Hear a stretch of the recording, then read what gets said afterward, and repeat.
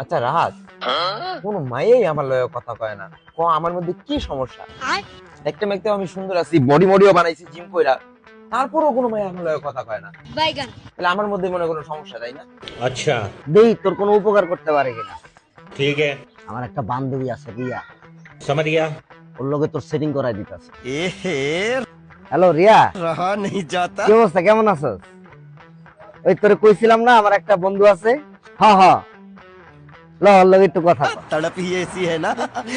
Hello, high Abbasi, কেমন আছো? কি করতেছো? আমি কি করতেছি তোমারে কেন বলবো?